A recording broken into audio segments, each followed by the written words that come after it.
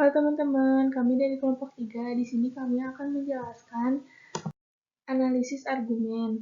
Nah, argumen adalah serangkaian klaim yang menawarkan alasan sebagai bukti kebenaran salah satu klaimnya. Analisis argumen dilakukan dengan memecah argumen menjadi 3 bagian dasar, yaitu yang pertama ada premis, yang kedua kesimpulan, yang ketiga isu atau pokok masalah. Jadi ada yang membuktikan dan ada juga yang dibuktikan. Premis itu klaim yang ditawarkan sebagai bukti. Nah, kalau kesimpulan, klaim yang didukung oleh bukti. Untuk menentukan klaim mana yang merupakan premis dan mana yang merupakan kesimpulan harus memanfaatkan setiap petunjuk sebagai berikut. Nah, yang pertama itu analisis argumen dengan indikator inferensi. Indikator inferensi itu adalah kata atau frasa yang mengungkapkan struktur argumen. Ada dua jenis indikator inferensi. Yang pertama itu indikator premis, menunjukkan bahwa klaim yang mengikutinya adalah premis. Dan yang kedua indikator kesimpulan, menunjukkan bahwa klaim yang mengikutinya adalah sebuah kesimpulan. Di sini ada contoh teks. Dengan mengetahui bagaimana menerapkan pertolongan pertama pada kecelakaan, mungkin dapat membantu menyelamatkan hidup seseorang suatu hari. Karena itu, Anda sebaiknya mengembangkan kemampuan Anda untuk melakukannya. Nah, di sini itu indikator referensinya itu ada di kata karena itu, menunjukkan bahwa klaim yang mengikutinya adalah kesimpulan. Ini juga menunjukkan bahwa klaim sebelumnya adalah premis. Dari kalimat contoh yang tadi, yang termasuk premis itu ada di kalimat yang dengan mengetahui bagaimana menerapkan pertolongan pertama pada kecelakaan mungkin dapat membantu menyelamatkan hidup seseorang suatu hari. Nah, itu termasuk kalimat premis. Kalau yang kesimpulannya itu ada di yang Anda sebaiknya mengembangkan kemampuan Anda untuk melakukannya. Nah, itu termasuk kesimpulan. Menulis isu atau pokok permasalahan. Isu adalah apa yang bisa diperdebatkan atau dipertanyakan. Nah, di sini ada contoh teksnya. Anda sebaiknya membeli sampo swab karena harganya lebih murah daripada produk serupa dari salon. Nah, yang termasuk kalimat kesimpulannya itu yang Anda sebaiknya membeli sampo swab. Nah, yang premisnya itu karena harganya lebih murah daripada produk serupa dari salon. Nah, di sini ada contoh analisis formalnya. Yang termasuk premis kan tadi harga sampo swab lebih murah daripada produk serupa dari salon. Nah, yang termasuk kesimpulan, Anda sebaiknya membeli sampo swab. Nah, isunya itu apakah Anda sebaiknya membeli sampo swab? Nah, di sini ada macam contoh-contoh pembuka kalimat. Yang pertama itu ada kita berharap bahwa, yang kedua ada saya mendengar bahwa, yang ketiga ada saya yakin bahwa, yang keempat ada penelitian menunjukkan bahwa, yang kelima ada saya berpikir bahwa, yang keenam ada kami sudah mengetahui bahwa, yang ketujuh ada mereka mengatakan bahwa, yang terakhir ada beberapa orang percaya bahwa. Nah, yang kedua ini ada analisis argumen tanpa indikator inferensi. Jadi nggak semua argumen ada kata bantu indikator inferensinya. Di sini ada contoh teksnya ya. Harga gas telah meningkat setiap tahun selama dekade terakhir. Anda bisa yakin mereka akan terus meningkat. Nah, coba memasukkan indikator inferensinya. Lihat dari interpretasi mana dari teks yang masuk akal. Yang pertama ada harga gas telah meningkat setiap tahun selama dekade terakhir karena Anda dapat yakin mereka akan terus meningkat. Nah, yang kedua ada Anda dapat yakin harga gas akan terus meningkat karena mereka telah meningkat setiap tahun selama dekade terakhir. Teks 2 yang masuk akal. Jadi teks 2 yang dipilih lalu dibuat analisis formalnya. Analisis formalnya, nah yang termasuk premis kan yang harga gas yang telah meningkat setiap tahun selama dekade terakhir. Yang termasuk kesimpulan itu yang harga gas akan terus meningkat. Nah, isunya itu apakah harga gas akan terus meningkat? Nah, di sini ada contoh teks lagi. Saya pikir kita sebaiknya tidak membelikan mobil untuk Lawrence. Dia tidak cukup bertanggung jawab untuk memiliki mobil, dan kita tidak punya cukup uang untuk membeli mobil tambahan. Analisis formalnya, yang premis pertama itu, Lawrence tidak cukup bertanggung jawab untuk memiliki mobil. Nah, ada premis yang kedua, kita tidak punya cukup uang untuk membeli mobil tambahan. Kesimpulannya itu, kita sebaiknya tidak membelikan mobil untuk Lawrence. Isunya itu, apakah kita sebaiknya membelikan mobil untuk Lawrence? Perhatikan bahwa isu ini, yang kata sebaiknya, dinyatakan secara positif meskipun kesimpulannya adalah klaim negatif.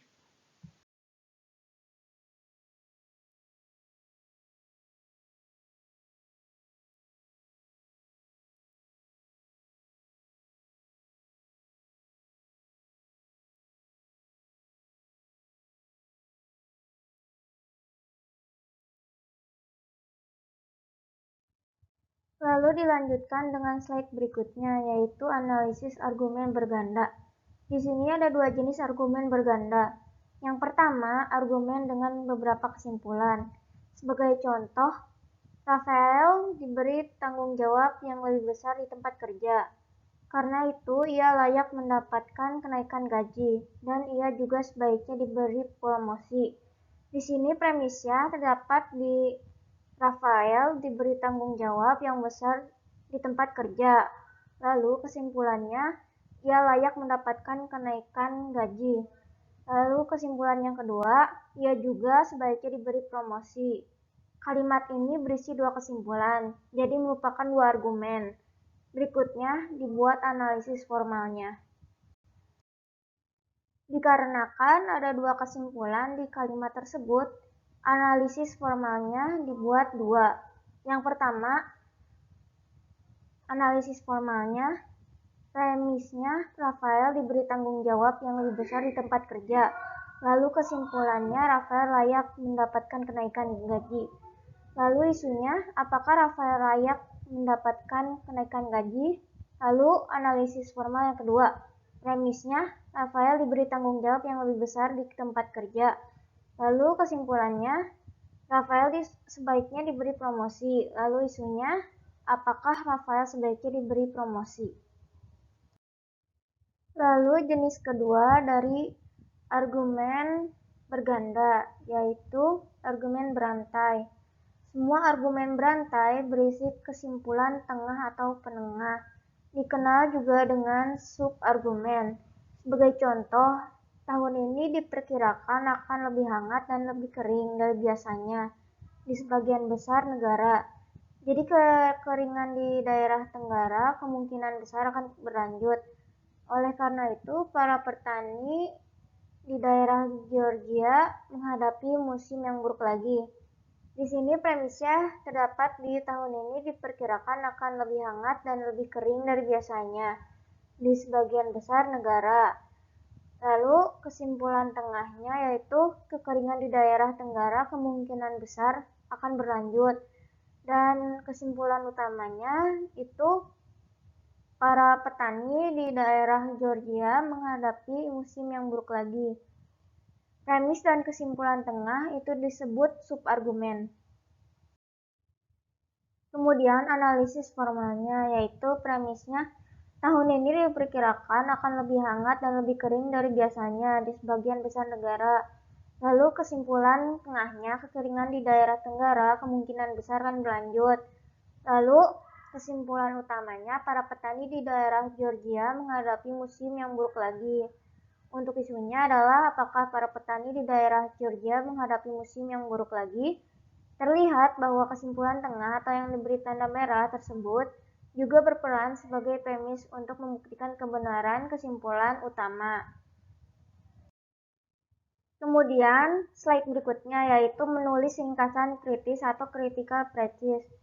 Terdapat dua langkah, yaitu langkah yang pertama, kilas balik setelah mengenali argumen.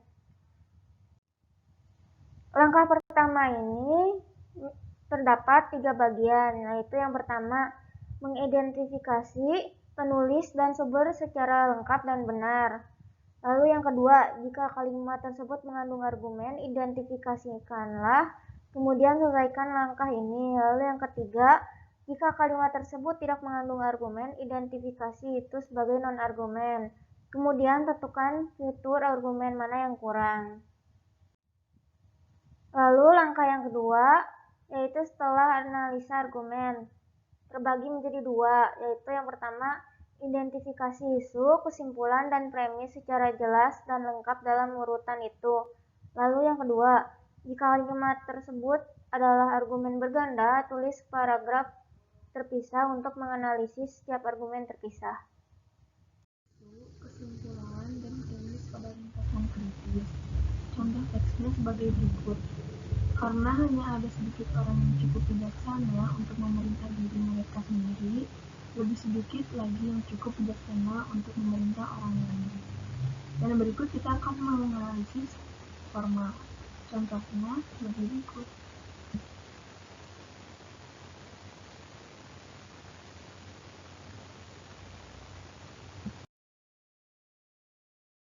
Ringkasan kritis.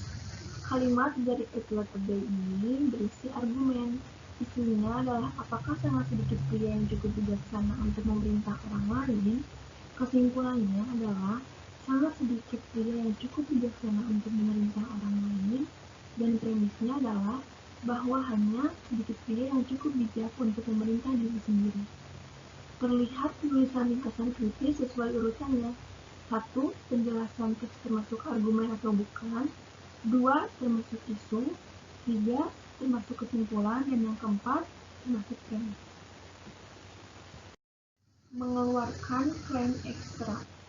Contoh teks, saya memulai proyek konservasi di penjara pada tahun 2004. Narapidana adalah kandidat ideal untuk proyek konservasi karena mereka dapat bekerja di lingkungan yang terkendali dan memiliki banyak waktu untuk mendedikasikan dirinya.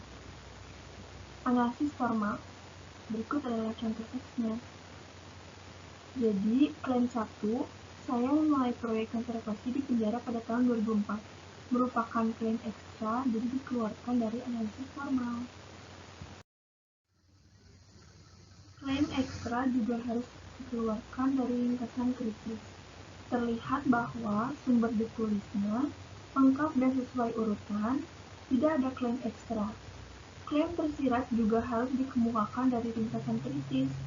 Contohnya terlihat bahwa sumber ditulis lengkap dan sesuai urutan, kesimpulan tersirat dikemukakan. Pada ringkasan kritis argumen berantai, terlihat bahwa hanya ada satu argumen, satu isu, ada satu subargumen, dan satu kesimpulan tengah. Dalam critical thesis, Anda ingat aturan berikut ini. Yang pertama, tesis kritis Anda harus ditulis dalam format paragraf yang tepat sesuai urutan. Yang kedua, isi masing-masing klaim harus masuk akal walau berdiri sendiri. Yang ketiga, indikator inferensi tidak boleh disertakan dengan pernyataan klaim apapun. Yang keempat, isu harus diutarakan secara positif meskipun kesimpulannya negatif. Yang kelima, kesimpulan tengah, kesimpulan tersirat, dan premis tersirat harus dikemukakan seperti itu dalam analisis Anda. Yang keenam, klaim tambahan atau ekstra tidak boleh dimasukkan dalam analisis Anda. Dan yang ketujuh ataupun yang terakhir, argumen berantai hanya dapat memiliki satu isu.